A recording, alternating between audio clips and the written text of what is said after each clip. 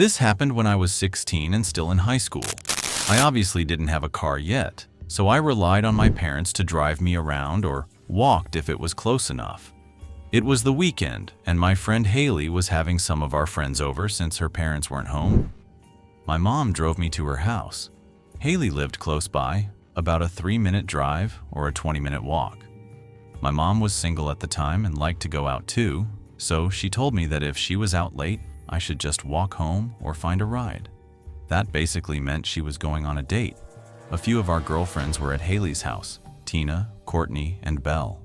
The 5 of us hung out in her backyard for a few hours until some boys from our school unexpectedly showed up. By unexpectedly, I mean Haley didn't tell me she had invited them. I was annoyed because one of the boys that showed up was someone I had a bit of a history with, and I really didn't want to see him. Haley thought she was being cute and sneaky by inviting him without telling me, hoping we would work things out. Instead, it was just awkward and uncomfortable. There were 4 boys and 5 girls, including me. Eventually, I decided I wasn't feeling it, so after a while, I left. I'm sure some of the others started leaving soon after since it was already late, but I just didn't want to be around those boys. As I was walking home, I made sure to let Haley know how pissed off I was over text. She kept saying, "Oh my God, come back." She apologized and I forgave her, but I still just wanted to go home. I had been walking for about 5 minutes when I slowed down. I thought I heard footsteps behind me, and when I slowed down, I confirmed that I did. They weren't mine. I turned around and saw a middle-aged man with his hood up and his hands in his hoodie pocket. He was smiling at me and said, "How you doing?" I responded, "Hi," and just turned back around, continuing to walk. We were in the suburbs, so seeing people walking around wasn't unheard of, even late at night. Still, something felt off. Another 5 minutes passed, and every time I glanced back, the man was still behind me, more or less the same distance away, maybe a little closer each time I looked. The route home wasn't a straight path. I had to make multiple turns onto intersecting streets, and yet, with each turn I made, he was still there. I started texting my friends about it. Then, the man behind me spoke again. "Isn't it such a nice night? Love this weather," he said. "Yeah," I replied quickly. That was it. I picked up my pace but didn't want to make it obvious that I was trying to get away. Then he asked, "Are you from the neighborhood?" I replied, "No." My answers were short and firm. The man chuckled. At that point, I started asking my friends for help, begging someone to send one of the guys to come pick me up. Ironically, the boy I had been trying to avoid, let's call him Brandon, was the one who was on his way to get me. Then, the man behind me said something that sent a chill down my spine. "I'm not going to hurt you. You live by the elementary school, right?" I stopped in my tracks and turned around.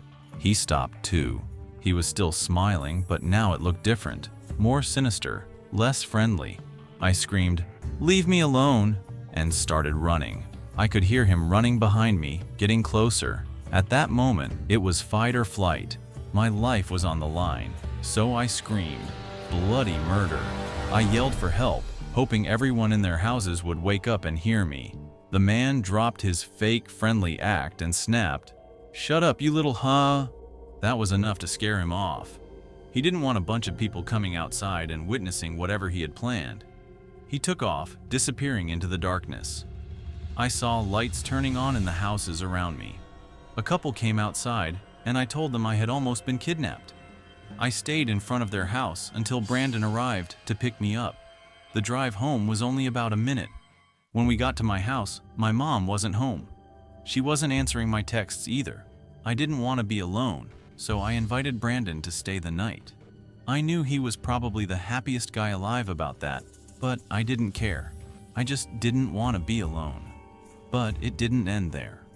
We were up late, just talking and reminiscing about old times, when we both heard footsteps circling the house. My room was upstairs, facing the backyard. Then, we heard the gate to the backyard open. My mom would never enter through the backyard, so I knew something was off. I almost yelled out, "Mom!" but held back. Instead, Brandon and I just looked out the window, waiting to see who it was, but we didn't see anyone. We stood there in silence, expecting to spot someone walking around the yard. Instead, we heard a man's voice. "I see you up there." I let out an audible gasp and stepped away from the window. Brandon immediately yelled, "We're calling the cops, you ruts freak!" And that's exactly what we did. The fact that this man knew where I lived, he probably knew who I was, where I had been, maybe even that I had been at Haley's house, made me sick to my stomach. Brandon did most of the talking when we called 911. Looking back, I know he was trying really hard to be the man in the situation, and I really appreciated that. More than anything, I was just grateful he was there. When the police showed up, their presence alone made me feel safer. Even just giving them a description of the man helped. It made me feel like at least something was being done. My mom got home soon after, and she was just as freaked out as I was. The police parked a squad car on our block for a few hours as a deterrent, but from that night on, I never walked alone at night again. I was even too scared to go into our own backyard. My mom had her uncle come over and install an entire security camera system. Not just a few cameras, but a full setup in plain sight to make sure that creepy man, or any other creep, knew we were watching.